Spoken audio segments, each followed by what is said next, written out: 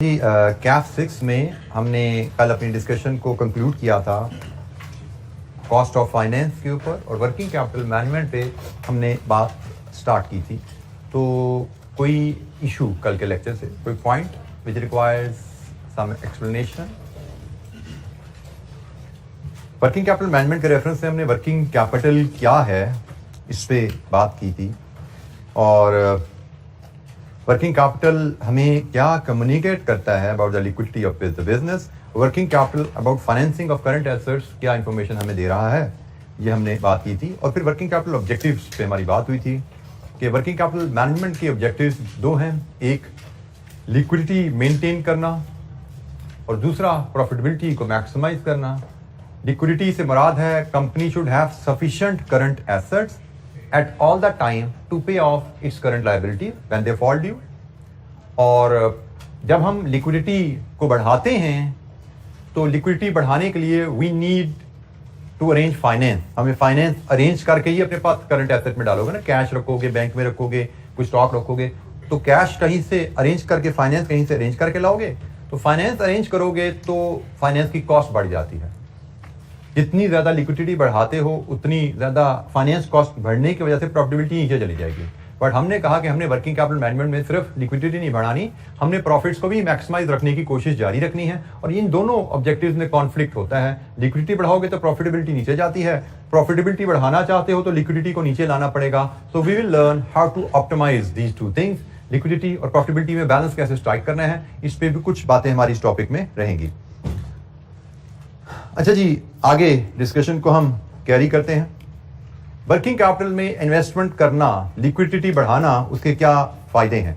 Liquidity अगर आपके business में अवेलेबल है तो holding inventory allows entity to supply its customer on demand. Liquidity मतलब आपका करंट एसेट में इन्वेस्टमेंट्स है, स्टॉक्स में इन्वेस्टमेंट है, कस्टमर जैसे डिमांड करे आप उसको इमीडिएटली सप्लाई कर पाते हो। अगर लिक्विडिटी नहीं है, ख्याल कीजिएगा लिक्विडिटी के कंपोनेंट्स हैं। Liquidity means investment in current assets. Current asset में स्टॉक्स भी हैं, करंट एसेट में कैश भी है, बैंक भी है, करंट एसेट में डेटर्स भी आ रही होती हैं, ठीक है। सो आप स्टॉक्स में इन्वेस्टमेंट करते हो तो डिमांड पे सप्लाई कर पाओगे immediately, so you may be able to serve more customer on timely basis. अब उधार पे भी बेचना एक कल्चर है ट्रेड का। अगर आप उधार पे बेचते हो तो इसका मतलब कस्टमर ने चीज तो आज आपसे ले जानी है, पैसे देगा बाद में, ये कल्चर है। तो इसका मतलब आपने चीज बना के कस्टमर को दे दी, पैसे बाद में आएंगे, इसका मतलब आपकी इन्वेस्टमेंट होगी डेटर में, आपका पैसा डेटर में ब्लॉक हो गया, इन्वेस्ट हो गया। सो अगर आपके पास पैसा है डेटर में इन्वेस्ट करने के लिए, you will be able to attract more customer because customer they like to buy on credit. और आपके पास अगर पैसा नहीं है, इन्वेस्टमेंट नहीं है कस्टमर को उधार देने के लिए, customer may go to the other suppliers जो उनको उधार देने पर तैयार होंगे। सो पैसा अगर है तो आप कस्टमर को अच्छी टर्म्स ऑफर करके अट्रैक्ट कर सकते हो। पैसा नहीं है तो आप कस्टमर को कैश सेल ऑफर करोगे which may not be attractive for every customer, you may lose some of them. It is also useful for an entity to have some cash in the bank to meet demands for immediate payment। आपके पास stock के लिए पैसा होना चाहिए, आपके पास debtors में invest करने के लिए पैसा होना चाहिए, आपके पास कैश पड़ा होना चाहिए इन केस ऑफ इमरजेंसी। बाद का आपकी मशीन का कोई पुर्जा टूट गया जो आपके स्टॉक में नहीं पड़ा हुआ, तो अगर आपके पास कैश है तो फौरन बाजार से खरीद लाओगे, मशीन चल पड़ेगी। अगर आपके पास कैश नहीं है तो आपका प्लांट 2 दिन, 4 दिन, 6 दिन के लिए बंद हो सकता है, सारे कस्टमर के ऑर्डर डिले हो सकते हैं। तो कुछ ना कुछ emergency immediate payment requirement business में राइज होती रहती हैं। You must maintain cash balance for those, उसके लिए भी कैश चाहिए। तो ये सारे बेनिफिट्स हैं of holding working capital. Current asset में पैसा इन्वेस्ट करें, डिफरेंट एसेट में पैसा इन्वेस्ट करने के फायदे हैं। और डिसएडवांटेजेस, आप पैसा कहीं से भी लाएंगे, it will have a cost. पैसा यहां पे डाला है तो ठीक है, कस्टमर अट्रैक्ट करने का फायदा एडवांटेज जरूर है, लेकिन कॉस्ट भी तो पे कर रहे हो ना। किसी बैंक से पैसा लेके स्टॉक खरीदा हुआ है, डेटर से पैसा वापस नहीं आ रहा, उधार पे बेचा हुआ है, तो भाई उधार पे बेच दिया, पैसा नहीं आया तो तनख्वाह देने का टाइम आया, कहीं से कर्जा लेकर तनख्वाह देनी पड़ी। कैश पे बेचा होता तो कर्जा ना लेना पड़ता, ठीक है। सिमिलरली कैश रखा हुआ है इन केस ऑफ इमरजेंसी, तो इमरजेंसी पड़ेगी तो कैश काम आएगा, इमरजेंसी नहीं पड़ी तो कैश तो पड़ा रह गया, कहीं ना कहीं से उधार लेके आए थे, उस पर इंटरेस्ट देना पड़ गया। सो ये है जनाब डिसएडवांटेज कि आप जरूरत से ज्यादा कैश रखोगे तो कैश, जरूरत से ज्यादा इन्वेस्टमेंट करोगे, investment in current asset it has a cost, और जरूरत से ज्यादा इन्वेस्टमेंट करोगे तो अननेसेसरी लोअरिंग ऑफ प्रॉफिट हो जाएगा। तो यही हम कहते हैं, बैलेंस करना हमने सीखना है। हमें फायदा जरूर है लिक्विडिटी मेंटेन करने का, लेकिन उस लिक्विडिटी की कॉस्ट भी होती है, which is cost of funds. और लिक्विडिटी की कॉस्ट कैसे कैलकुलेट की जाती है, ये वो कॉस्ट कैलकुलेट करने का बेसिक सा फार्मूला है। आगे चल के मजीद भी ये क्वेश्चन में कहीं ना कहीं हमारे सामने आ जाएगा। फार्मूला कैलकुलेट करने का, annual cost of investment in working capital, average investment in working capital into annual cost of finance, this gives us annual cost of working capital. ये एक छोटी सी कैलकुलेशन हमें कहीं ना कहीं सवालों में जरूरत पड़ने वाली है कि आपकी वर्किंग कैपिटल फाइनेंसिंग की कॉस्ट क्या है। तो उसके लिए एवरेज वर्किंग कैपिटल की वैल्यू उठाओ। Average working capital could be opening working capital plus closing working capital by 2. This may be calculated as average working capital. So average working capital into annual cost of finance. You may be told कि आपकी cost of finance 10% है, तो जनाब average investment in working capital को cost of finance से multiply करो तो annual cost of financing working capital आ जाएगा। ये वर्किंग कैपिटल को फाइनेंस करने में आपकी सालाना कॉस्ट कितनी लग रही है। ये एक बड़ी ब्रीफ सी कैलकुलेशन है, छोटा सा फार्मूला है, which we may be required to use in some question. आगे चलेंगे, इस पर हम बात करेंगे। जी एनी क्वेश्चन, कोई सवाल? वर्किंग कैपिटल की बेसिक्स को हम डिस्कस कर रहे हैं। अच्छा जी, वर्किंग कैपिटल मैनेजमेंट में हमारा रोल, हम फाइनेंशियल मैनेजमेंट का एरिया पढ़ रहे हैं जिसमें हम फाइनेंस को मैनेज करना सीख रहे हैं। फाइनेंस को मैनेज करने के लिए एक हमने फाइनेंस के इन्वेस्टमेंट डिसीजन लेना सीखा था कैपिटल इन्वेस्टमेंट अप्रेजल में। फिर फाइनेंस को मैनेज करने के कंटिन्यूएशन में हमने फाइनेंस रेज करने के डिफरेंट सोर्सेज और उनके प्रोज एंड कॉन्स पे बात की, मैकेनिज्म पे बात की। और फिर फाइनेंस रेज करने से ही रेलेवेंट एक और जो एस्पेक्ट था कि फाइनेंस रेज करते हुए हमें ख्याल रखना होता है कि हमारी कॉस्ट ऑफ फाइनेंस हम कम से कम रख पाएं। तो कॉस्ट ऑफ फाइनेंस कैसे कैलकुलेट की जाती है, जब हमें कॉस्ट ऑफ फाइनेंस कैलकुलेट करनी आएगी तो ही हम उसको मिनिमाइज करने की कोशिश करेंगे, और कॉस्ट ऑफ फाइनेंस कैलकुलेट करनी आएगी तभी हम कैपिटल इन्वेस्टमेंट अप्रेजल कर पाएंगे। सो उसी फाइनेंशियल मैनेजमेंट की ही कंटिन्यूएशन में हमने कॉस्ट ऑफ फाइनेंस का एरिया पढ़ा। अब वही फाइनेंशियल मैनेजमेंट अब आ गई है वर्किंग कैपिटल के ऊपर। वर्किंग कैपिटल में इन्वेस्टमेंट भी होती है और वर्किंग कैपिटल के लिए फाइनेंस भी रेज किया जाता है। चलिए हम इसको वर्किंग कैपिटल की मतलब करंट एसेट में इन्वेस्टमेंट भी होती है और करंट एसेट में इन्वेस्टमेंट के लिए फाइनेंस भी रेज किया जाता है। करंट एसेट में इन्वेस्टमेंट के लिए फाइनेंस आप शॉर्ट टर्म से भी रेज कर सकते हो करंट लायबिलिटीज से, और लॉन्ग टर्म से भी रेज कर सकते हो। करंट एसेट में इन्वेस्टमेंट के लिए जो लॉन्ग टर्म से फाइनेंस रेज किया जाता है उसको हम वर्किंग कैपिटल कहते हैं। ये डिस्कशन है हमारी 200 रुपए की इन्वेस्टमेंट करंट एसेट्स में होनी है, 100 रुपया we may decide to raise from the short term source of finance, तो बाकी 100 रुपया लॉन्ग टर्म से आ गया। तो 200 माइनस 100 100 वो वर्किंग कैपिटल हमारा, 100 हमारा शॉर्ट टर्म सोर्स से पैसा आया हुआ है। इन्वेस्टमेंट इन करंट एसेट 200 है, वर्किंग कैपिटल 100 है, मतलब लॉन्ग टर्म सोर्स से हमने 100 रेज किया है। अच्छा जी, हमारा इशू हमारे लिए चैलेंज क्या आता है जब हम वर्किंग कैपिटल में आते हैं। वर्किंग कैपिटल में पहला challenge, determine optimal level of investment funds in current asset. क्योंकि हमने कहा कि हमें लिक्विडिटी मेंटेन करनी है, लेकिन लिक्विडिटी जरूरत से ज्यादा रखना प्रॉफिटेबिलिटी के लिए हार्मफुल है। तो what is an optimal level of investment? Optimal से मुराद कंपनी के लिए फाइनेंशियली मफाद में बेहतरीन क्या है, लिक्विडिटी भी रहे जरूरत के मुताबिक और प्रॉफिटेबिलिटी पे भी कॉम्प्रोमाइज ज्यादा ना हो। आई रिपीट, जैसे जैसे लिक्विडिटी बढ़ती है प्रॉफिटेबिलिटी कॉम्प्रोमाइज होती जाती है। हम ऑप्टिमल इन्वेस्टमेंट की बात कर रहे हैं, इसका मतलब जस्ट इनफ इन्वेस्टमेंट, जितनी चाहिए उतनी इन्वेस्टमेंट, तो ही हम मैक्सिमाइज कर पाएंगे, बैलेंस कर पाएंगे लिक्विडिटी और प्रॉफिटेबिलिटी के ऑब्जेक्टिव्स को।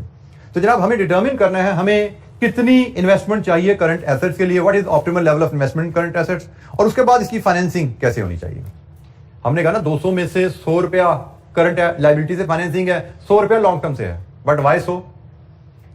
ये 50-50 की फाइनेंसिंग की है, ये 30-70 नहीं हो सकती थी, ये 60-40 नहीं हो सकती थी। हाउ टू डिटरमिन दैट कि करंट एसेट की फाइनेंसिंग कितनी शॉर्ट टर्म से और कितनी लॉन्ग टर्म सोर्स से होनी चाहिए, how to determine that. So investment कितनी करनी है और इन्वेस्टमेंट के लिए फाइनेंस कहां से लाना है, यह हम डिस्कस करेंगे प्रीडोमिनेंटली इस वर्किंग कैपिटल के एरिया में। अच्छा जी, level of investment in working capital, हमारी कंपनी को इन्वेस्टमेंट के लिए कितना पैसा चाहिए वो कुछ इन फैक्टर्स पे डिपेंड करता है। सबसे पहले नेचर ऑफ बिजनेस, क्योंकि हमारी कंपनी को इन्वेस्टमेंट के लिए कितना पैसा चाहिए ये हमें फैसला करना है, और हमें यह फैसला करने के लिए सबसे पहले नेचर ऑफ बिजनेस कंसिडर करनी पड़ती है। हमारे बिजनेस की नेचर क्या है? Different types of business, they will have different types of investment requirement in working capital. बड़ा एक मेजर डिफरेंस होता है service industry and manufacturing industry. अब सर्विस इंडस्ट्री में इन्वेस्टमेंट इन करंट एसेट्स कोई होती है तो बहुत ज्यादा, कोई रॉ मटेरियल नहीं, कोई फिनिश गुड नहीं, तो इसका मतलब सर्विस इंडस्ट्री में investment in working capital requirement कम रहेगी, और मैन्युफैक्चरिंग इंडस्ट्री में investment in working capital requirement ज्यादा रहेगी, प्राइमरली स्टॉक्स के डिफरेंस की वजह से, बाकी भी आइटम में फर्क आएगा। सर्विस इंडस्ट्री में प्लांट भी नहीं चलता तो स्टोर्स एंड स्पेस भी नहीं रखने। सर्विस इंडस्ट्री में प्लांट भी नहीं रखता तो एक्स्ट्रा कैश भी रखने की जरूरत नहीं कि प्लांट का पुर्जा खराब होगा, तो आपको रॉ मटेरियल फिनिश गुड का स्टॉक भी नहीं है सर्विस इंडस्ट्री में। सर्विस इंडस्ट्री में स्टोर्स एंड स्पेस भी नहीं है। सर्विस इंडस्ट्री में कैश रिक्वायरमेंट भी लो है। मैन्युफैक्चरिंग इंडस्ट्री में ये सब चीजें हाई हैं। So nature of business. फिर मैन्युफैक्चरिंग में भी बिजनेस टू बिजनेस वेरी करेगा। टेक्सटाइल बिजनेस की इन्वेस्टमेंट रिक्वायरमेंट कुछ और होंगी, शुगर इंडस्ट्री की वर्किंग कैपिटल इन्वेस्टमेंट रिक्वायरमेंट कुछ और होंगी। सो बिजनेस आप किस नेचर ऑफ बिजनेस में हो उस पर डिपेंड करेगा आपको वर्किंग कैपिटल में इन्वेस्टमेंट के लिए कितना पैसा चाहिए। अनसर्टेनिटी इन सप्लायर डिलीवरी, आपका सप्लायर कितना रिलायबल है इस पे भी डिपेंड करेगा आपकी इन्वेस्टमेंट रिक्वायरमेंट कितनी है। आपको याद होगा आपने cap 3 cost and management accounting inventory management पढ़ी हुई है। इन्वेंट्री मैनेजमेंट में आपने कहा था कि अगर सप्लायर के लीड टाइम में ऊंच नीच है तो हमें सेफ्टी स्टॉक रखना पड़ता है, और सेफ्टी स्टॉक रखने से होल्डिंग कॉस्ट बढ़ जाती है। जो वही बात हो रही है कि अगर सप्लायर रिलायबल नहीं है तो आपको स्टॉक लेवल बढ़ाना पड़ेगा, इन्वेस्टमेंट इन स्टॉक बढ़ानी पड़ेगी बाय मेंटेनिंग सेफ्टी स्टॉक। लेकिन अगर सप्लायर रिलायबल है तो आप सेफ्टी स्टॉक अवॉइड कर सकते हो, अपनी होल्डिंग कॉस्ट नीचे रख सकते हो। सो आपको कितनी इन्वेस्टमेंट चाहिए, सप्लायर की reliability, the overall level of activity of the business. Activity से मराद 2 टेक्सटाइल मिल है, एक सालाना से 1 लाख यूनिट्स बेचती है, दूसरी सालाना 5 लाख यूनिट बेचती है दोनों टेक्सटाइल। लेकिन जो 1 लाख यूनिट बेचती है उसके कस्टमर उसका स्टॉक उसके हिसाब से है, जो 5 लाख सालाना बेचती है उसके कस्टमर का डेटर्स उसके स्टॉक्स उसके हिसाब से हैं। तो सिर्फ नेचर ऑफ बिजनेस पे डिपेंडेंट नहीं आपकी इन्वेस्टमेंट एक्टिविटी पे भी डिपेंडेंट है। और इसको आप इस तरह भी देख सकते हो कि अगर एक बिजनेस ग्रो कर रहा है तो उसकी ग्रोथ के साथ साथ उसकी इन्वेस्टमेंट इन करंट एसेट की रिक्वायरमेंट बढ़ती जाएगी। आपकी ग्रोथ का मतलब क्या है, more production mean more raw material, more production mean more finish goods, more production mean more customers and more debtors. हर चीज का साइज इन्फ्लेट कर गया ना, बड़ा हो गया, ग्रो कर गया। तो अगर आपकी सेल्स बढ़ती जाती हैं, एक ही business year on year grow करता जा रहा है, तो हमें ध्यान में रखना है अगर हमारा बिजनेस ग्रो कर रहा है तो हमें बिजनेस की ग्रोथ के साथ साथ इन्वेस्टमेंट इन वर्किंग कैपिटल भी बढ़ानी होती है। हमें इन्वेस्टमेंट इन वर्किंग कैपिटल भी बिजनेस में मजीद पैसा इंजेक्ट करना होता है। और ये वो पॉइंट है जिसपे मैं कहता हूं कि बिजनेस फेल हो जाते हैं।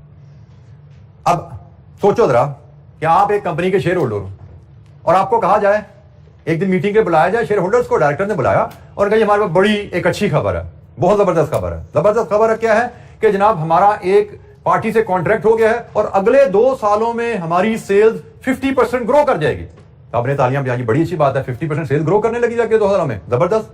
अब ज़हन में क्या आया, सेल्स ग्रो करेगी, प्रॉफिट ग्रो करेंगे, मुझे पैसों की बारिशें होने लगी हैं। लेकिन डायरेक्टर अगर अगला जुमला ये बोल दें कि अभी सेल्स ग्रो करने लगी है तो उसके लिए हमें उस ग्रोथ को सपोर्ट करने के लिए स्टॉक भी ज्यादा रखना पड़ेगा, हमें डेटर्स को उधार पे बेचने हैं, उसके लिए भी पैसा थोड़ा चाहिए, हमारी मशीन ज्यादा चलेगी, पुर्जे भी ज्यादा टूटेंगे, हमें स्टोर में पुर्जे भी ज्यादा रखने हैं, तो भाई उसके लिए थोड़े पैसे तो दे दो। आपको भी ये क्या बात है, अभी हमें खबर दे रहे थे कंपनी की सेल्स बढ़ने लगी है, मुनाफा आने लगा है, और अब कह रहे पैसे दो हमें। तो शेयर होल्डर तो खुश हो गए थे, शायद हमें पैसे मिलने लगे हैं, तो डायरेक्टर ने पैसे मांग लिए। ये कॉमन साइकी है जिसपे लोग फेल हो जाते हैं, हजम नहीं होती। ये क्या बात है, मतलब ये शेयर होल्डर को हजम नहीं हो रही, ये डायरेक्टर को भी हजम नहीं होती, बात का फाइनेंस मैनेजर को भी समझ नहीं आती। कंपनी की बॉटम लाइन बढ़ती जा रही है, प्रॉफिट्स बढ़ते जा रहे हैं, लेकिन लिक्विडिटी गिरती जा रही है, पैसे ही नहीं होते। तो अगर आपका बिजनेस ग्रो कर रहा है, जहन में रखो फ्यूचर प्रॉफिट्स आएंगे, लेकिन वो फ्यूचर में आएंगे। आज गुजारोगे, कल गुजारोगे, साल खत्म होगा तो फिर मुनाफा आना शुरू होगा, लेकिन साल तक जिंदा तो रहना है। तो साल तक जिंदा रहना है, हायर वॉल्यूम के साथ इंजेक्ट मोर मनी, नहीं तो क्या होगा, पैसा इंजेक्ट ना किया तो आपके कस्टमर को तो आपने चीजें बना के बेच दी हैं, लेकिन जब सप्लायर को पेमेंट का टाइम आएगा ना, पैसा नहीं होगा आपके पास, क्योंकि सप्लायर से आप पहले खरीद देते थे साल का 100 रुपए का माल, पेमेंट कर देते थे, अब आपने उससे खरीद दिया साल का 150 रुपए का माल, तो आपके पास तो 100 रुपया था पेमेंट करने के लिए, बाकी 50 तो कस्टमर को फंसा दिया आपने, वो तो जब आएगा तब देंगे। तो इस पर मजीद बात करेंगे। दिस इज द एरिया जिसके से फंसते हैं, बिजनेसेस फेल हो जाते हैं। जो मैंने कहा था ना, ज्यादा बिजनेसेस इस वजह से फेल होते हैं, लॉस में जाने की वजह से फेल नहीं हुए, हाई प्रॉफिट्स में थे, हाई ग्रोथ, लेकिन पैसा नहीं डाला कारोबार में to support that became the reason for the failure. So आपकी ओवरऑल बिजनेस एक्टिविटी के साथ भी आपकी इन्वेस्टमेंट रिक्वायरमेंट लिंक होती है। क्रेडिट पॉलिसी, सो कंपनीज क्रेडिट पॉलिसी के बाद आप सेल उधार पे करते हो या कैश पे करते हो। कैश पे करते हो सेल तो डेटर में पैसा इन्वेस्ट नहीं होगा आपका, उधार पे करते हो तो डेटर में पैसा इन्वेस्ट होगा। उधार पे करते हो तो कितने दिन का उधार देते हो, 10 दिन का देते हो या 30 दिन का देते हो। 10 दिन का देते हो तो कस्टमर से 10 दिन बाद पैसा आ जाएगा, आपके बिजनेस में इस्तेमाल होना शुरू हो जाएगा। 30 दिन का उधार देते हो तो फिर आपसे कस्टमर से 30 दिन तक आप सेल करते जाओगे, पैसा कोई नहीं आएगा, खर्चा आपको उधार लेकर पूरा करना पड़ेगा। सो आपकी क्रेडिट पॉलिसी क्या है, जितना ज्यादा उधार दोगे कस्टमर को, जितने ज्यादा दिनों का उधार दोगे, उतना ज्यादा पैसा बिजनेस में डालना पड़ता है वर्किंग कैपिटल में। सो इन्वेस्टमेंट रिक्वायरमेंट आपकी क्रेडिट पॉलिसी पे डिपेंडेंट है। Credit policy of the supplier, supplier आपको कितना उधार देते हैं इस पे भी डिपेंडेंट है आपको बाहर से कितना पैसा लाना है। अगर आपको सप्लायर से उधार मिल जाता है तो फिर आपको बाहर से कम पैसा लाने की जरूरत है, क्योंकि सप्लायर जो है वो भी तो एक सोर्स ऑफ फाइनेंस है ना। सप्लायर भी एक सोर्स ऑफ फाइनेंस है, trade creditors source of finance है, और इसमें मजे की बात है उसमें इंटरेस्ट भी नहीं पे करना होता। तो आपको सप्लायर से कितना उधार मिल रहा है इस पे भी डिपेंडेंट है कि आपको बाहर से कितना पैसा बिजनेस में इन्वेस्ट करना है। जी बेटा, बेटा चीजें ले ली हैं, उधार पे ले ली है, पैसा भी नहीं दिया, पैसा 3 महीने बाद देंगे, 2 महीने बाद देंगे, और एक का पैसा भी चीजें ली, साथ ही उसने पैसा मांग लिया। आज चीजें ली, आज ही पैसा मांगा, तो कहीं से पकड़ के देने पड़ेंगे आपको। लेकिन उसने कहा जी ठीक है जी, चीजें आज ले लो, पैसे 2 महीने बाद दे देना, तो आपके दिन में 2 महीने बाद मेरे फलाने कस्टमर से पैसे आएंगे, मैं पे कर दूंगा, आपको उधार नहीं लेना पड़ा ना। लेंथ ऑफ ऑपरेटिंग साइकिल, अच्छा ये टर्म पे डिस्कशन हम थोड़ी पेंडिंग करते हैं, लेकिन फिलहाल जुमला क्या है कि हमारी ऑपरेटिंग साइकिल की लेंथ क्या है उस पर भी डिपेंडेंट है हमारी इन्वेस्टमेंट इन वर्किंग कैपिटल। इसको हम डिटेल में डिस्कस करेंगे, इस पर डिस्कशन काफी लंबी है, इस पॉइंट को हम आगे लेके चलेंगे। ये बाकी पॉइंट मैंने आपको साथ साथ एलैबोरेट कर दी हैं। हमें एग्जाम में इनमें से किसी एक पॉइंट पे कोई एमसीक्यू बन सकता है, या हमें कोई मे बी नोट आ सकता है 3-4 नंबर का, सेक्शन बी में कोई सवाल छोटा सा आ सकता है। सो फैक्टर्स जिन पे डिपेंडेंट है level of investment in working capital, हमें वर्किंग कैपिटल में कितना पैसा इन्वेस्ट करना है, किन फैक्टर्स पे डिपेंडेंट है। This is the list of 6 factors. अच्छा जी, हमने 2 सवाल सामने रखे थे कि पैसा कितना इन्वेस्ट करना है, पैसा फाइनेंस कहां से करना है। तो पैसा इन्वेस्ट कितना करना है उसके फैक्टर डिस्कस कर लिए, अब फाइनेंसिंग के ऑप्शन पे बात कर लें। करंट एसेट को फाइनेंसिंग करनी है तो हमारे पास 2 ऑप्शन है, जैसे हम बात कर चुके हैं, एक शॉर्ट टर्म फाइनेंस है, एक लॉन्ग टर्म फाइनेंस है। दोनों की अपनी अपनी प्रोज एंड कॉन्स हैं। लॉन्ग टर्म फाइनेंस में आपके पास क्या है, इक्विटी है, डेट है, एक्सपेंसिव है बट लो रिस्क है। लो रिस्क कैसे है इसको मैं अभी इलैबोरेट करता हूं। लॉन्ग टर्म फाइनेंस से हम equity, debt 2 option, expensive but low risk. Short term finance में रेट तो लो है बट हायर रिस्क है, और रिस्क क्या है वो यहां से पता लग गया, of it being withdrawn. Short term loan क्या होता है, आपको बैंक ने लोन दिया जिसकी मैच्योरिटी है विद इन 12 मंथ, इसी को शॉर्ट टर्म लोन कहते हैं। आपने स्टॉक लेना था, आपने बैंक से कहा जी मुझे स्टॉक लेने के लिए पैसा चाहिए, बैंक ने कहा शॉर्ट टर्म लोन ले लो 1 साल का। आपने 1 साल का लोन लिया, 1 साल का लोन लेकर स्टॉक खरीदा, और स्टॉक आपका बिजनेस चल रहा है, स्टॉक रॉ मटेरियल से फिनिश गुड, फिनिश गुड से डेटर, डेटर से पैसा, या फिर रॉ मटेरियल साइकिल होता है। रॉ मटेरियल खरीदा, फिनिश गुड बनाया, एसेट पहले रॉ मटेरियल था, फिर रॉ मटेरियल से फिनिश गुड बना, फिनिश गुड से डेटर में कन्वर्ट हो गया, अब सेल हुई, और वहां से कैश आया, फिर रॉ मटेरियल और साइकिल चलता जा रहा है। अब आपने बैंक से पैसा लेके ये साइकिल चला दिया, रिस्क क्या है तो शॉर्ट टर्म सस्ता, इंटरेस्ट रेट कम होता है। जनरली हमने डिस्कस किया था, generally yield curve upward sloping है। Generally yield curve upward sloping का मतलब generally short term loan cheaper होता है। तो शॉर्ट टर्म लोन है तो लेस एक्सपेंसिव, लेकिन रिस्क क्या है, रिन्यूअल का। क्योंकि शॉर्ट टर्म लोन में बैंक के पास, बैंक ने आपको सिर्फ 12 महीने के लिए पैसा दिया। Although if your company is doing well, they are making good profit, they may renew it for another 12 months. Bank may renew it for another 12 month, but they have a right to call it back कि 31 दिसंबर आई, sorry जी हमने renew नहीं करना, पैसे वापस कर दें। अब आपका पैसा पता नहीं रॉ मटेरियल में पड़ा हुआ है, कुछ फिनिश गुड में पड़ा हुआ है, कोई डेटर में पड़ा हुआ है, बैंक ने कहा वापस कर दो। कहां से वापस करेंगे भाई पैसा, मेरे पास कैश में तो नहीं पड़ा ना। आप बैंक से पैसा कैश में रखने के लिए तो नहीं लेते, कारोबार में इन्वेस्ट करने के लिए लेते हो ना। और इन्वेस्टर जब मांग ले पैसा एकदम वापस, तो कारोबार से पैसा एकदम नहीं निकलता। ये रिस्क है कि लेंडर ने पैसा एकदम मांगा तो हमारे पास पैसा होगा नहीं देने को, हम ट्रबल में आ जाएंगे, फंस जाएंगे। हाल क्या होता है, फिर किसी और इन्वेस्टर से पैसा लेकर उसको वापस दिया जाए, ले भाई तू तो पैसा पकड़, मेरा तो कारोबार में चल रहा है, मैं कारोबार से निकाला तो कारोबार बंद हो जाएगा। मतलब आपको जी रॉ मटेरियल खत्म कर दो, फिनिश गुड खत्म कर दो, तो बेचो, बनाओगे क्या, बेचोगे क्या। सो अगर वो मांग लेगा तो रिस्क है आपको कि भाई आपको कहीं और से पैसा लेके देना पड़ेगा, और ये रिस्क हर साल है, क्योंकि शॉर्ट टर्म लोन होता ही 1 साल का है ना। हर साल बाद रिन्यूअल की एप्लीकेशन देनी पड़ती है जी, काइंडली 1 साल के लिए और इसको एक्सटेंड कर दें। लॉन्ग टर्म ऑप्शन जरूर है, इसमें इकट्ठा 10 साल का लोन मिल जाता है कि ठीक है जी पकड़े 10 साल तक आपका है, 10 साल बाद बात करेंगे। सो सालाना हर आपको रिन्यूअल की टेंशन नहीं है। इक्विटी से ले लें तो परमानेंट है, लॉन्ग टर्म डेट ले लो तो मैच्योरिटी होगी 5 साल, 8 साल, 10 साल, हर साल रिस्क नहीं आपको कि बैंक वापस ना मांग रहे। तो दोनों के अपने फायदे अपने नुकसान हैं। जी जी, पीरियड एक्सटेंशन है। रिन्यूअल का मतलब पीरियड की एक्सटेंशन, कि जी हमने आपका loan for another 12 month renew कर दिया, आप मजीद 12 महीने के लिए आप हमारा पैसा इस्तेमाल कर सकते हैं। बेटा एक्स्ट्रा इंटरेस्ट हुआ है, for every day they charge interest. आपने एक दिन पैसा इस्तेमाल किया, एक दिन का इंटरेस्ट पे करना है। आपने 2 दिन इस्तेमाल किया, 2 दिन का पे करना है। आपने 365 दिन इस्तेमाल किया, 365 दिन का पे करना है। 365 दिन और इस्तेमाल करना चाहते हो तो अगले 365 दिन का भी पे करोगे। एक्स्ट्रा इंटरेस्ट से क्या मुराद आपकी? बेटा रेट की कहानी तो अलग है ना, वो तो हमने कॉस्ट ऑफ फाइनेंस में डिस्कस किया। रेट तो बदलता रहता है, तो जब लोन ले रहे हो वो तो तब का रेट लगेगा। तो एक्स्ट्रा इंटरेस्ट से मुराद आपकी क्या है? फॉर एक्स्ट्रा पीरियड यू पे एक्स्ट्रा इंटरेस्ट। लोन का ताल्लुक, लोन पे इंटरेस्ट का ताल्लुक रेट एंड पीरियड, 2 चीजों पर डिपेंडेंट है। आपने पीरियड एक्सटेंड कराया, for extra period you have to pay extra interest. जी, एनी क्वेश्चन, कोई सवाल? जी डिले आ जाएगी तो रीपे पेनल्टी आ जाएगी। उन्होंने आपसे विड्रॉल मांग ली, जी पैसे वापस करें, आप उनको पे नहीं कर पाते तो आपको टाइमली पे नहीं होगा तो पेनल्टी आ जाएगी, जो कि हमने डिस्कस किया इस्लामिक फाइनेंस में नहीं होती। ट्रेडिशनल फाइनेंस में देयर आर पेनल्टीज। जी, एनी अदर क्वेश्चन? अच्छा जी, अब हमने कहा जी दोनों ऑप्शन अवेलेबल हैं हमारे पास, शॉर्ट लॉन्ग टर्म भी है, हमारे पास शॉर्ट टर्म भी है। अब कौन सा फाइनेंस यूज किया जाए? तो जनाब फाइनेंस कौन सा यूज किया जाए, इट डिपेंड्स हमारी मैनेजमेंट के एटीट्यूड टुवर्ड रिस्क क्या है। इन्वेस्टर्स रिस्क एटीट्यूड्स, ये टर्म शायद आपने पढ़ी हो कहीं, risk averse, risk neutral, risk Sikar, पढ़ी है ये टर्म? कुछ कह रहे नो, कुछ कह रहे यस। जिसने पढ़ी है वो कहाँ पढ़ी है, क्या क्या पढ़ा है? सरसरी सा बताओ, मैं करता हूँ एक्सप्लेन। कहाँ पढ़ा, क्या क्या पढ़ा, मेरे नॉलेज के लिए बताओ।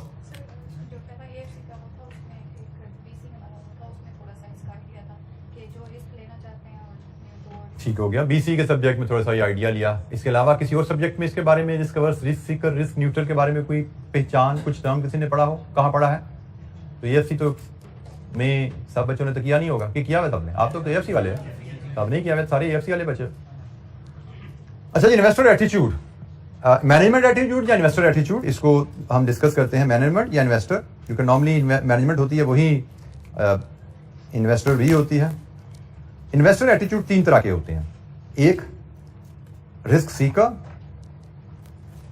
एक रिस्क न्यूट्रल और एक रिस्क एवर्स।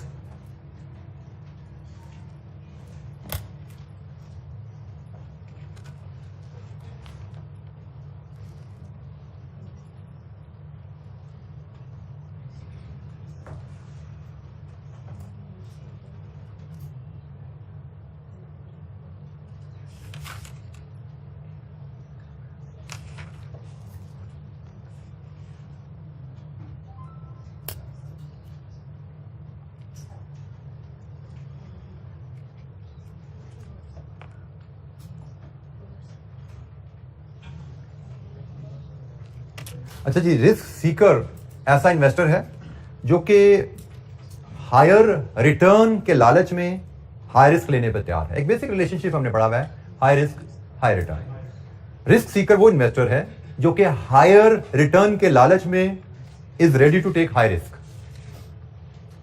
रिस्क न्यूट्रल वो इन्वेस्टर है जो कि बैलेंस करना चाहता है, कभी दरमियाना सा रिस्क लेना है, ज्यादा नहीं लेना। We are happy with the moderate return, we are happy with the moderate return.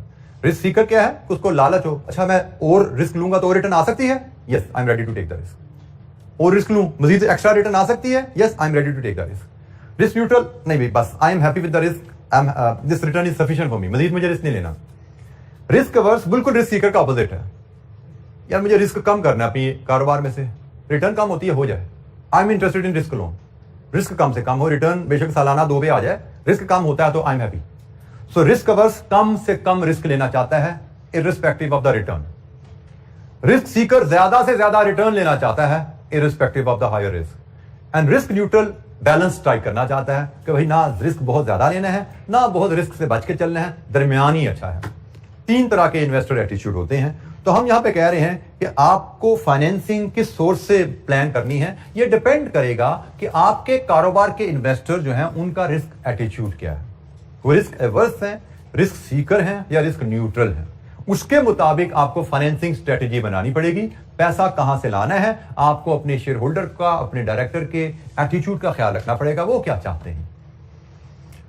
अच्छा जी, इसके मुताबिक डिफरेंट फाइनेंसिंग स्ट्रेटेजीज क्या बनेंगी, उनको डिस्कस करने से पहले जो 2 चीजों को समझना जरूरी है। करंट एसेट से हम सब फेमिलियर हैं कि स्टॉक्स हैं, डेटर्स हैं, कैश हैं। लेकिन जब फाइनेंसिंग की बात करते हैं तो हम करंट एसेट्स के दो हिस्से कर सकते हैं। जब फाइनेंसिंग की बात करें तो करंट एसेट के हम दो हिस्से कर सकते हैं, एक कहलाएगा परमानेंट करंट एसेट और एक कहलाएगा fluctuating current asset. Current asset के दो हिस्से करना, मैं आपसे एक दो सवाल करूंगा, आपको जरा ये दोनों में फर्क क्लियर हो जाएगा। स्टॉक्स की से हम बात करें, क्वेश्चन नंबर 1, क्या बिजनेस में स्टॉक लेवल्स हमेशा कांस्टेंट रहते हैं पूरा साल? Very clear, no. कभी स्टॉक ऊपर जाएगा, जैसे हमने कभी आपने इन्वेंट्री मैनेजमेंट पढ़ी था, आपको बताया गया था, अभी ऑर्डर आता है तो स्टॉक ऊपर चला जाता है, फिर स्टॉक कंज्यूम होता जाता है, नीचे आता है, फिर नया ऑर्डर प्लेस कर देते हो, फिर ऊपर चला जाता है। तो स्टॉक तो हिलता रहता है, ऊपर नीचे होता रहता है। क्वेश्चन नंबर 2, क्या एक रनिंग बिजनेस में you can afford to have zero stock? No. Same is the case for every type of current asset. Debtors constant नहीं रहते, कभी ऊपर होंगे कभी नीचे होंगे, बट एक रनिंग बिजनेस में कभी डेटर्स रिसीवेबल आपके जीरो हो सकते हैं? नो।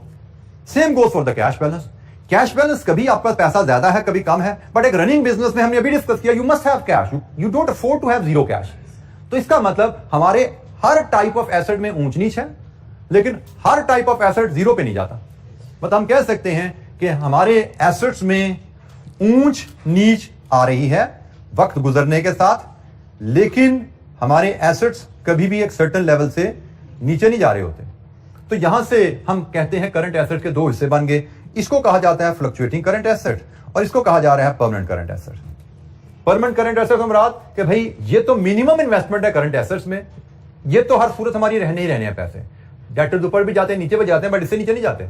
स्टॉक ऊपर भी जाता है नीचे भी आता है, बट इससे नीचे नहीं जाता। हाँ, ऊपर का ऐसा फ्लक्चुएटिंग है, कभी ऊपर कभी नीचे, पैसे में ऊंच नीच आती रहती है, इन्वेस्टमेंट कभी ज्यादा या कम। तो वंस वी हैव आइडेंटिफाइड कि भाई करंट एसेट्स में हम दो हिस्से आसानी से कर सकते हैं, एक फ्लक्चुएटिंग करंट एसेट और एक परमानेंट करंट एसेट्स। अब हम फाइनेंसिंग स्ट्रेटेजी को डिस्कस कर सकते हैं। अब हम वर्किंग कैपिटल फाइनेंसिंग स्ट्रेटेजी को डिस्कस कर सकते हैं with reference to these risk attitude.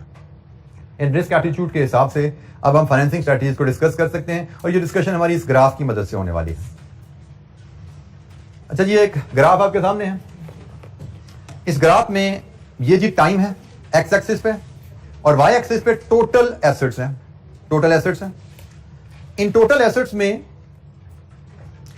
ये आपके नॉन करंट एसेट्स हैं। नॉन करंट एसेट्स के बारे में तो कोई इशू नहीं है, ये तो हमेशा लॉन्ग टर्म फाइनेंस से ही इनको फाइनेंस करना है। हम तो डिस्कस कर रहे हैं करंट एसेट की फाइनेंसिंग। करंट एसेट्स के दो हिस्से हैं, एक परमानेंट करंट एसेट, एक फ्लक्चुएटिंग करंट एसेट। ठीक है जी, ये कंपनी की टोटल एसेट्स हैं, ये इसके नॉन करंट एसेट्स हैं, ये इसके परमानेंट करंट एसेट्स हैं, ये इसके फ्लक्चुएटिंग करंट एसेट्स हैं। एक चीज इसमें अगर आप नोट करो, नॉन करंट एसेट्स भी कांस्टेंट नहीं है, ग्रेजुअली ग्रो कर रहे हैं। एक गोइंग कंसर्न में एक जो रनिंग बिजनेस होता है, नॉर्मली देखा जाता है कि अच्छे कामयाब बिजनेसेस जो रनिंग बिजनेस होते हैं, दे कीप ऑन ग्रोइंग, वो ग्रो करते रहते हैं। और जब बिजनेस ग्रो कर रहा होता है तो उसको मजीद एडिशनल कैपिटल इन्वेस्टमेंट की जरूरत पड़ती रहती है।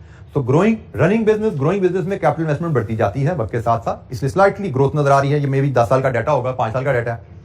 सिमिलरली ग्रोइंग बिजनेस में जब बिजनेस एक्टिविटी बढ़ती है तो उसकी इन्वेस्टमेंट इन करंट एसेट्स भी बढ़ती जा रही है। ओवरऑल परमानेंट करंट एसेट में भी ट्रेंड आपको ग्रोथ का नजर आ रहा है और फ्लक्चुएटिंग करंट एसेट भी आहिस्ता आहिस्ता ऊपर को ही चल रहे हैं। खैर, ये तो एक जनरल ट्रेंड मैंने आपको बता दिया कि बिजनेस की ग्रोथ के साथ कैपिटल एसेट में इन्वेस्टमेंट भी बढ़ती है, बिजनेस की ग्रोथ के साथ करंट एसेट में इन्वेस्टमेंट बढ़ती है। कैपिटल इन्वेस्टमेंट हमारा इसका स्कोप ऑफ डिस्कशन नहीं है, उसके बारे में हम क्लियर है। कैपिटल एसेट को तो कैपिटल सोर्स से ही फाइनेंस किया जाता है, लॉन्ग टर्म सोर्स से ही फाइनेंस किया जाता है, उस पर क्वेश्चन नहीं है। हम तो डिस्कशन कर रहे हैं करंट एसेट की फाइनेंसिंग को। अच्छा, करंट एसेट की फाइनेंसिंग में भी इस पे कोई क्वेश्चन नहीं कि fluctuating current asset short term finance से फंड होने चाहिए, इस पे भी कोई डिसएग्रीमेंट नहीं है। रिस्क न्यूट्रल है, रिस्क अवर्स है, रिस्क सीकर है, ये भी डिस्कशन से बाहर है एरिया। और फ्लक्चुएटिंग करंट एसेट की फाइनेंसिंग भी डिस्कशन से बाहर है। जो रिस्क एटीट्यूड के मुताबिक फाइनेंसिंग पे क्वेश्चन मार्क आता है वो यहां पे आता है।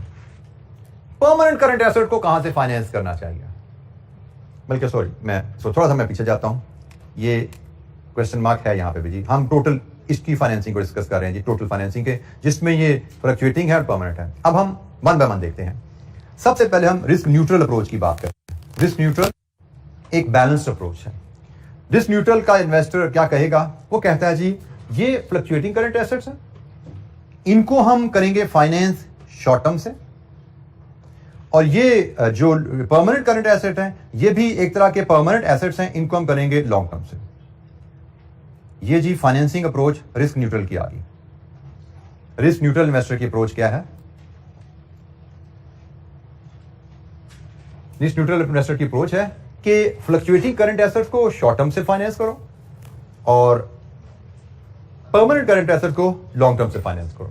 वजह क्या है कि परमानेंट करंट एसेट भी just like fixed asset permanent investment है ना, इससे नीचे तो हमारी कभी इन्वेस्टमेंट जानी नहीं है। तो जब ये परमानेंट इन्वेस्टमेंट है तो उसके सोर्स भी परमानेंट लेके आओ, परमानेंट सोर्स ऑफ फाइनेंस। और ये जो कोई इन्वेस्टमेंट परमानेंट नहीं है, कभी ऊपर कभी नीचे होता रहता है, तो यहां पे हमें शॉर्ट टर्म फाइनेंस ही सूट करता है।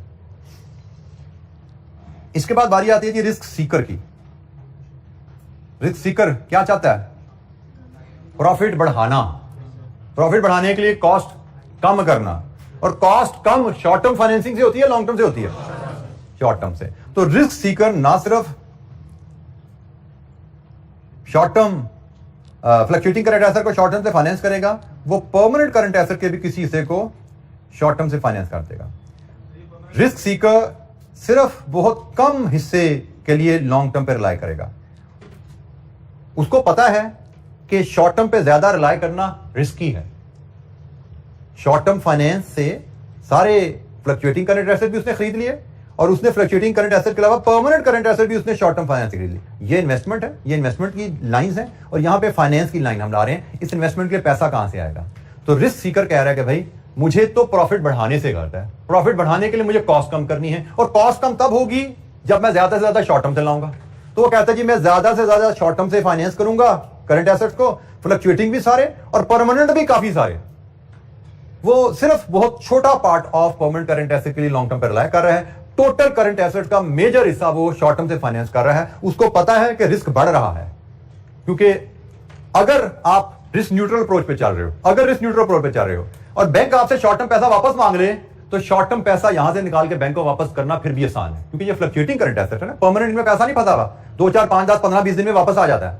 आप यहां से पैसा निकाल के बैंक को दे सकते हो। रिस्क न्यूट्रल, बैंक आपसे पैसा मांगे, आप 5, 10, 15, 20 दिन खर्चातानी करके निकाल के वापस कर दोगे। लेकिन यहां पे बैठे हुए हो, अब बैंक ने आपसे पैसा वापस मांग लिया, तो आप बिजनेस पे कॉम्प्रोमाइज करोगे, क्योंकि रनिंग बिजनेस में आपके एसेट कभी इससे नीचे गए ही नहीं। लेकिन बैंक को पैसा वापस करने के लिए आपको एसेट इससे नीचे ले जाने पड़ेंगे अपने, आपको डेटर से पैसा निकलवाना पड़ेगा, स्टॉक लेवल नीचे ले जाने पड़ेंगे, तब पैसा इकट्ठा कर पाओगे बैंक को देने के लिए। दिस इज रिस्की अप्रोच, लेकिन रिस्क सीकर रिस्क लेने पे तैयार है कि भाई शॉर्ट टर्म पे इंटरेस्ट कम पड़ता है, प्रॉफिट तो सालाना ज्यादा है, तो साल के एंड पे रिस्क आएगा, देखेंगे। और तीसरा investor risk averse. Risk averse कहता है जी रिस्क कम कर रहे हैं, तो रिस्क कम करने के लिए किस पे ज्यादा रिलाय करेगा? शॉर्ट टर्म पे, लॉन्ग टर्म पे? लॉन्ग टर्म पे। लीजिए जी, ये है रिस्क एवर्स।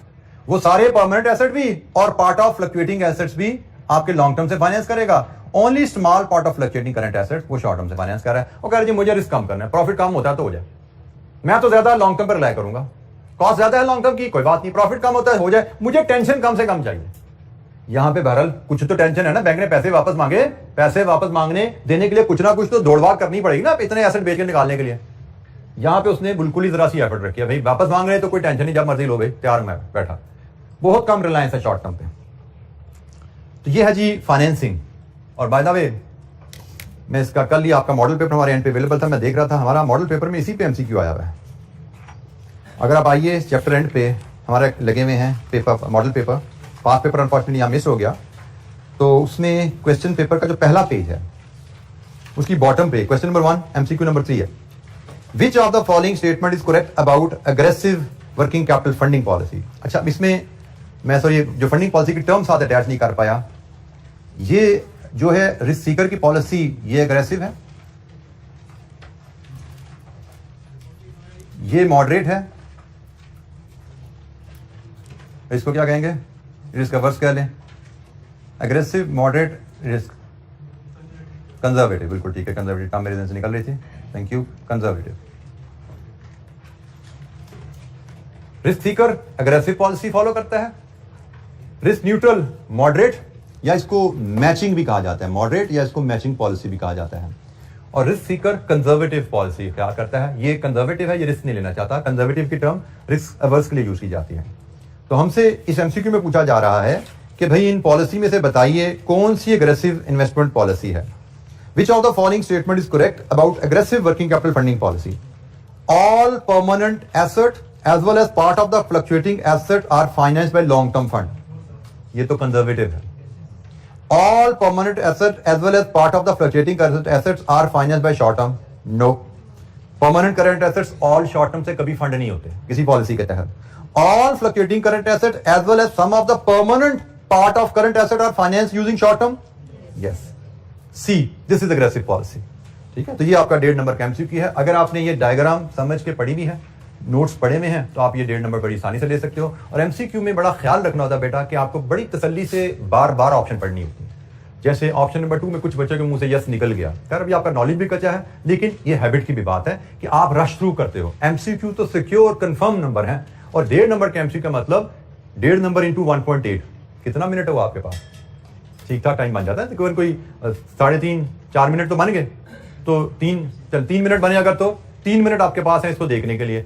3 मिनट में इसका मतलब 3-4 बार आराम से पढ़ सकते हो, तसल्ली से पढ़ सकते हो, कोई जल्दी रश नहीं करना आपने. तो MCQ में तो कंफर्म मार्क है, पढ़ के अगर सही जवाब दिया तो फुल बटा फुल नंबर मिलते हैं.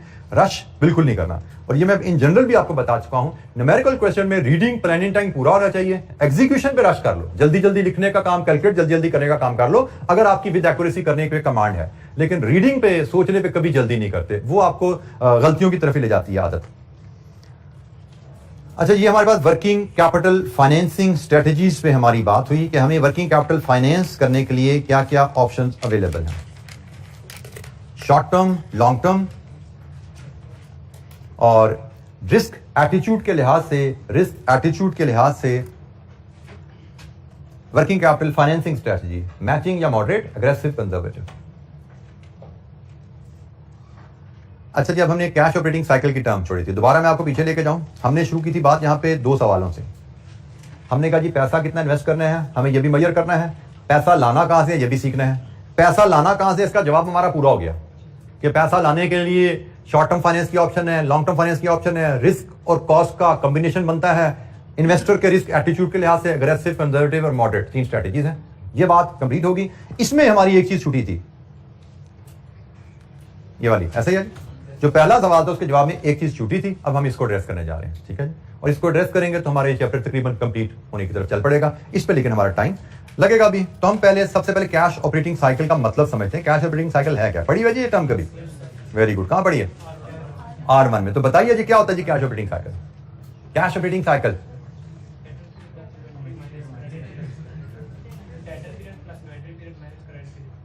Debtor period plus inventory period minus creditors period. बिल्कुल ठीक है जी, ये हमारा कैश ऑपरेटिंग साइकिल है. So cash operating cycle in a manufacturing business equals average time that raw material remain in inventory plus time taken to produce the goods plus average time that finish goods remain in inventory. ये आपका total inventory period हो गया. आपने खरीदा raw material, 10 दिन आपके पास पड़ा रहा से, फिर आपने प्रोडक्शन में डाला, 5 दिन प्रोडक्शन में लग गए, फिनिश गुड्स बन गई, और फिनिश गुड्स आपके पास मजीद 20 दिन पड़ी रही, तो फिर प्रोडक्ट बिकी. तो इसका मतलब इन्वेंट्री आपके पास 35 डेज पड़ी रही, plus time taken by customer to pay. आपने जब इन्वेंट्री बेच दी, कस्टमर ने 20 दिन लगा दिए पैसे देने में, तो प्लस कर दो, minus period taken by the supplier. Let's assume आपको सप्लायर ने 10 दिन का उधार दिया था, तो ये जनाब आपका कैश ऑपरेटिंग साइकिल बनता है 55 - 10 45 डेज. ये आपका कैश ऑपरेटिंग साइकिल है. इसको एक और अंदाज से भी देखा जाएगा फाइनेंस की टर्म में. ये तो आपने एक थोड़ा मतलब याद किया हुआ था, रट्टे के अंदाज में बता दिया, लेकिन कॉन्सेप्चुअली ये चीज कैश ऑपरेटिंग साइकिल मैयर क्या कर रहा है, that you need to understand. Cash operating cycle मैयर क्या कर रहा है जी? टाइमलाइन बनाते हैं, उसमें कुछ हम एक्टिविटीज प्लॉट करते हैं. आपने से 0, आज हम इसको कह देते हैं 0, कहते हैं, चलो स्टार्टिंग पॉइंट है 0. हमने कहा जी 0 पे आपने रॉ मटेरियल परचेज किया,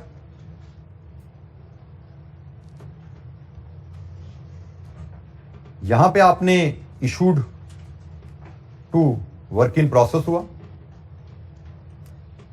इधर आपने ट्रांसफर टू फिनिश गुड्स किया, यहां पे आपने सेल टू कस्टमर किया, और इधर आपकी रिसीट फ्रॉम कस्टमर है.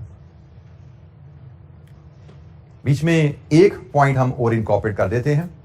वो मैं डाल देता हूं जी कहीं यहां पे, पेमेंट टू सप्लायर। ये पूरी एक ट्रांजैक्शन का फ्लो मैंने आपके सामने शेयर किया। रॉ मटेरियल परचेज किया, चले यहां पे मैं वर्डिक्ट डाल देता हूं ऑन क्रेडिट का, ताकि पता लग जाए सप्लायर को पेमेंट नहीं की। और सेल टू कस्टमर, ये भी ऑन क्रेडिट कर दिया कि पता लगे पैसा नहीं आया। ये कस्टमर को क्रेडिट पे सेल है, ये इसका पैसा आ रहा है, ये सप्लायर से परचेज है, इसकी पेमेंट जा रही है। ठीक हो गई, ट्रांजैक्शन क्लियर होगी। अब इसमें जो भी हमने डिस्कशन की उसके रेफरेंस से देखो, ये जो पीरियड है ये कहलाता है रॉ मटेरियल पीरियड। इसको हम कहते हैं रॉ मटेरियल डेज कह लो या पीरियड कह लो। और यहां से लेके यहां तक जो पीरियड है ये कहलाता है वर्क इन प्रोसेस पीरियड, ये इसको प्रोडक्शन टाइम भी कहते हैं। और यहां से लेके यहां तक का जो टाइम है इसको हम फिनिश गुड डेज कहते हैं। आपने रॉ मटेरियल खरीदा, आपके गोदाम में पड़ा रहा, फिर प्रोडक्शन में चला गया, वर्क इन प्रोसेस, प्रोडक्शन का प्रोसेस चलता रहा, प्रोडक्शन कंप्लीट हुई, फिनिश गुड्स में ट्रांसफर हो गया, फिर फिनिश गुड गोदाम में पड़ा रहा, फिर सौदा हुआ, कस्टमर को ट्रांसफर कर दिया। और ये जो कंपोनेंट है यहां से लेके सेल से लेके यहां तक, इसको हम डेटर्स डेज या डेटर्स पीरियड कहते हैं। डेटर डेज, डेटर या डेटर पीरियड क्या बता रहा है कि कस्टमर को सेल से लेके पैसे आने तक कितने दिन लगे। यहां पे है रॉ मटेरियल कितने दिन हमारे पास पड़ा रहा, प्रोडक्शन में कितना टाइम लगा, बिकने से पहले फिनिश गुड कितने दिन पड़ी रही। लेट्स अज्यूम मैं यहां पे मैं अगर डाटा हाइपोथेटिकली डालूं, मैं से just to keep things simple, 10 दिन ये हैं, और यहां पे शायद कस्टमर से पैसा आने में 50 दिन लग गया। और यहां पे ये जो पीरियड है इसको कहा जाता है क्रेडिटर डेज, कि परचेज से लेके पेमेंट तक क्रेडिटर को कितने दिन लगाए। तो लेट्स अज्यूम ये है जी 25 दिन। ये है क्रेडिटर डेज के सप्लायर को हमने पेमेंट में कितने दिन लगाए, ये है हमें कस्टमर ने पेमेंट में कितने दिन लगाए, और ये है हमने सप्लायर को पेमेंट में कितने दिन लगाए। अब एज पर योर फार्मूला, आपके फार्मूले के मुताबिक आपका operating cycle, cash operating cycle क्या है, 30 days inventory plus 50 days debtors minus 25 days creditors, कितना बना 55 डेज। इस डाटा से आपका कैश ऑपरेटिंग साइकिल ये है। अब ये 55 डेज आपको बता क्या रहा है, अब ये जरा नोट कर लीजिए। 55 डेज आपको बता रहा है यहां से लेके यहां तक का गैप, बेसिकली यही बता रहा है ना आपको, ये ना 55 डेज कैश ऑपरेटिंग साइकिल इस गैप को मेजर कर रहा है कि debtor days plus inventory days plus debtor days, ये पूरी लाइन कवर होगी, इस लाइन में से ये निकाल दिया तो पीछे का बच गया, यहां से लेके यहां तक का फर्क, ऐसा ही है, यहां से लेके यहां तक का फर्क। अब इसको हम डिफाइन करना चाहें तो कैश ऑपरेटिंग साइकिल की डेफिनेशन आती है। आपने जो बोला था ना कैश ऑपरेटिंग साइकिल की कैलकुलेशन थी। कैश ऑपरेटिंग साइकिल की डेफिनेशन क्या है, it measures the time lag between two events. कौन सा दो events, payment to supplier, recovery from customer. Payment to supplier से लेके आपने बिजनेस में पैसा इन्वेस्ट कब होता है, जब आप सप्लायर को रॉ मटेरियल की पेमेंट कर देते हो, और वो पैसा रिकवर कब होता है, जब वो रॉ मटेरियल कन्वर्ट हुआ फिनिश गुड में, वो प्रोडक्ट बिकी, कस्टमर ने पैसे दिए, तभी आपके पैसे की रिकवरी आती है ना। तो cash operating cycle payment to supplier से लेके रिकवरी फ्रॉम कस्टमर के दरमियान जो टाइम गैप है इसको मेजर कर रहा है। और कैसे मेजर करना है, वो फिर फॉर्मूला आपने बोला कि inventory days plus debtor days minus creditor days. So how to calculate cash operating cycle, वो ये बात है। And what is cash operating cycle, time lag between two events, payment to raw material supplier and recovery from customer. इन दो events में कितना gap होता है, that is cash operating cycle. और हमने जो पॉइंट कहा था कि हमारी length of cash operating cycle पे डिपेंडेंट है investment requirement in working capital. तो फिलहाल हमने कैश ऑपरेटिंग साइकिल क्या है डिफाइन किया, कैश ऑपरेटिंग साइकिल की लेंथ कैसे कैलकुलेट की जाती है इस पे बात की। अभी हमारी डिस्कशन इस पे शुरू हुई है, अभी हमने सिर्फ डेफिनेशन पढ़ी है। इलस्ट्रेशन 1 एक सिंपल सी कैलकुलेशन है, आपको देख लीजिएगा जाके। मैंने यही बेसिकली यही कैलकुलेशन है जो इलस्ट्रेशन 1 में यूज हो रही है।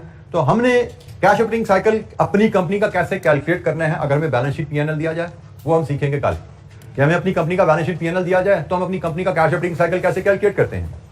और दूसरी बात, हम उस कैश ऑपरेटिंग साइकिल की इंफॉर्मेशन को वर्किंग कैपिटल इन्वेस्टमेंट से कैसे जोड़ेंगे, क्योंकि हमने बात तो यहीं से शुरू की थी ना कि हमारी investment in working capital length of cash operating cycle के डिपेंडेंट है।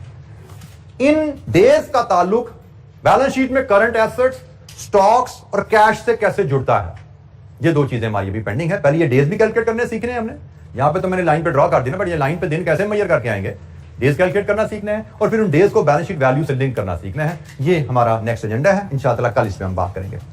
थैंक यू, अस्सलाम वालेकुम।